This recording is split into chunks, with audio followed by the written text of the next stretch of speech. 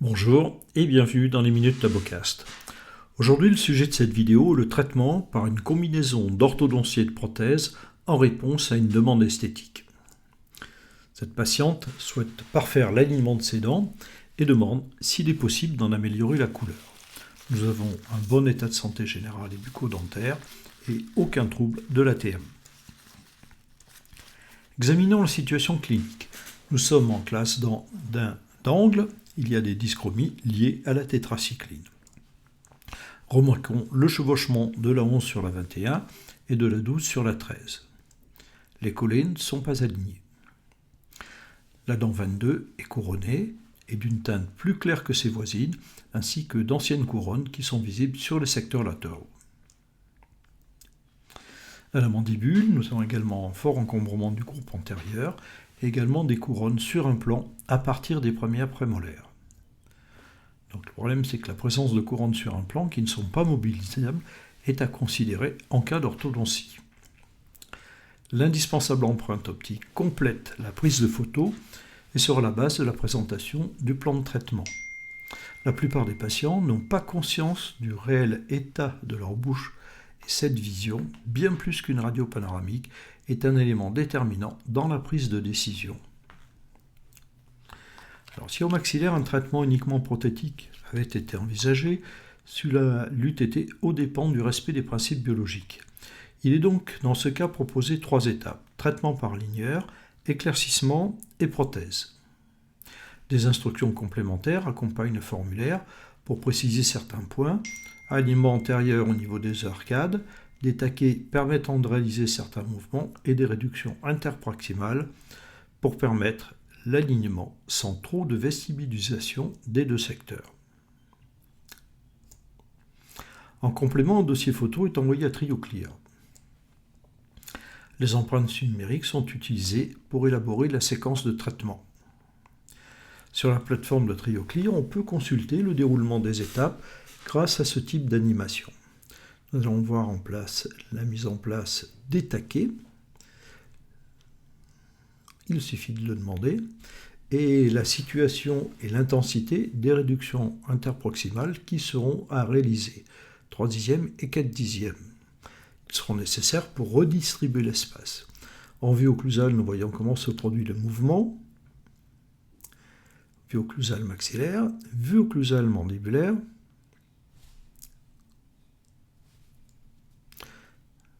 Voyons au fil des étapes comment l'évolution se fait. Ensuite, sous d'autres aspects, nous allons voir ici une chose très importante qui est la feuille de route que je vais détailler dans la diapo suivante. Donc c'est le plan de travail. Continuons cependant de regarder les différentes propositions qui sont faites ici pour observer le traitement se dérouler. Donc dans une vue vestibulaire, des vues latérales. Ici on peut là aussi voir comment se situe le déplacement au fil de l'avancement du traitement. Même chose sur le côté opposé.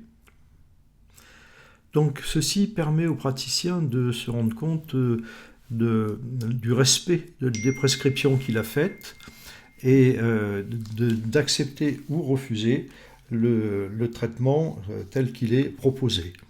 Il peut bien sûr demander une amélioration ou un nouvel examen de nouvelles conditions.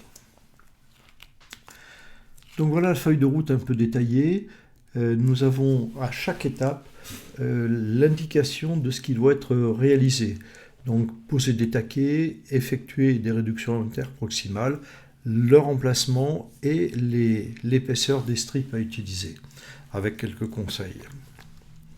Les aligneurs sont remis à la patiente. Donc un premier coffret contient 12 gouttières correspondant à 12 semaines de traitement. En alternance, une gouttière souple et une rigide pour accomplir les déplacements avec le maximum de confort pour le patient. Ensuite, à l'échéance, en fonction du bon suivi du plan de traitement, donc à 12 semaines, les 12 semaines suivantes sont livrées. Ou éventuellement, si l'avancée du traitement n'est pas conforme, une modification du plan de traitement peut être demandée avec de nouvelles empreintes, bien entendu. Dès la première séance, donc, les taquets sont placés à l'aide d'un gabarit spécifique et les premières réductions sont effectuées. Voici donc le résultat Après donc 12 étapes, touch-up et 12 étapes, le traitement proposé et la finalisation du traitement telle qu'elle était projetée. Et ici, donc, le résultat conforme entre le projet et le résultat clinique. Même chose quand on a les deux vues cliniques, nous voyons entre janvier 2023 et novembre 2023 l'amélioration considérable de la situation clinique.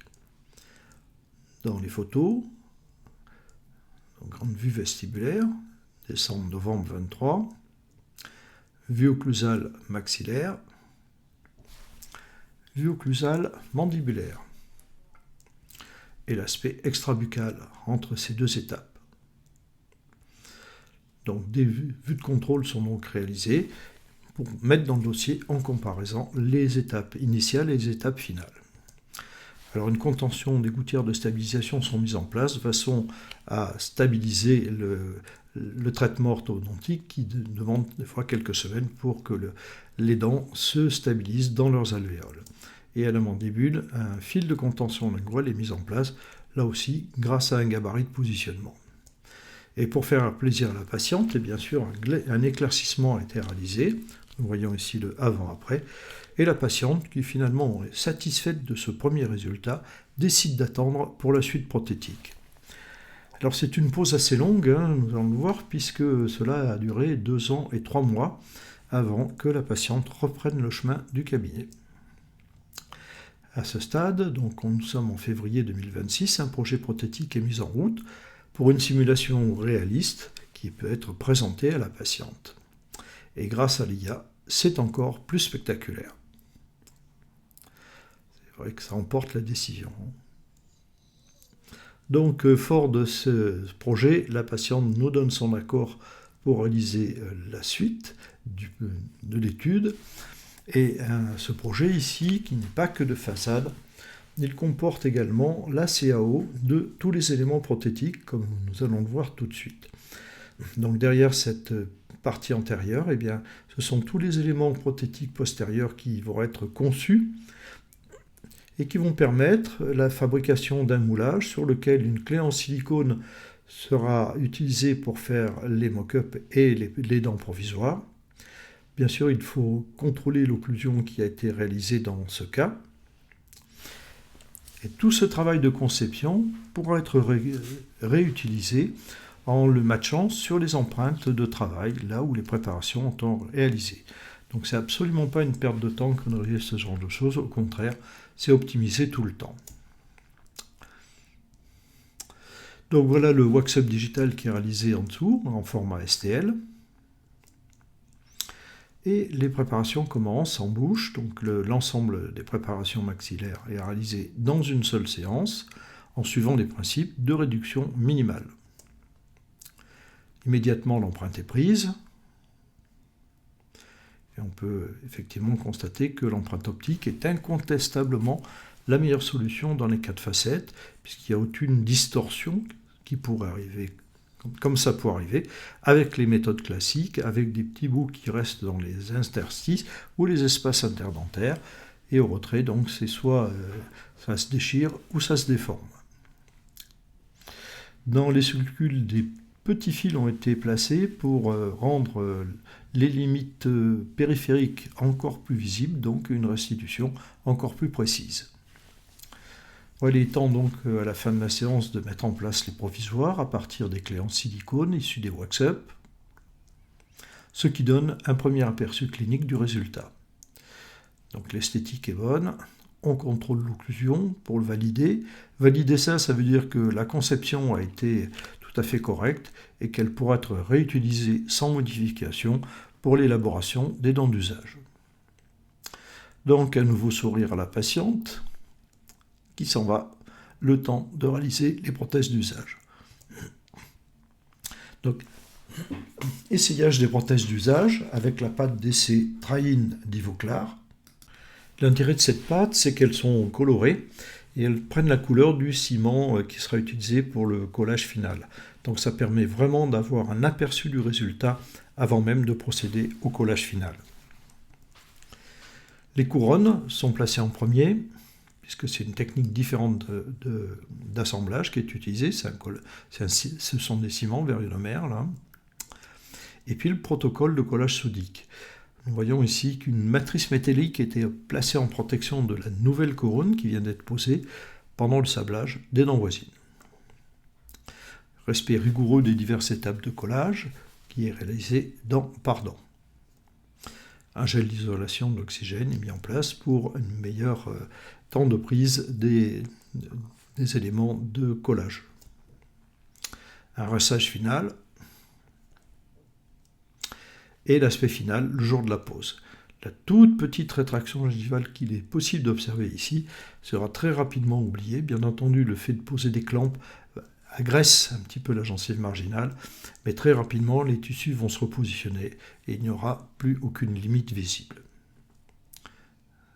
Voici les vues occlusales. Et voici cette fois ce qui n'est plus une image virtuelle, mais bel et bien le reflet de la réalité. Ce cas démontre l'intérêt d'un traitement d'aliments préparatoire à une restauration prothétique. Les axes dentaires sont rectifiés, ce qui limite la quantité de réduction nécessaire dentaire et optimise le résultat esthétique et fonctionnel. Alors, si cette vidéo vous a plu, partagez-la, mettez-nous un pouce bleu, abonnez-vous à la chaîne et cliquez sur la cloche pour ne pas manquer nos prochaines parutions. Je vous remercie de votre attention.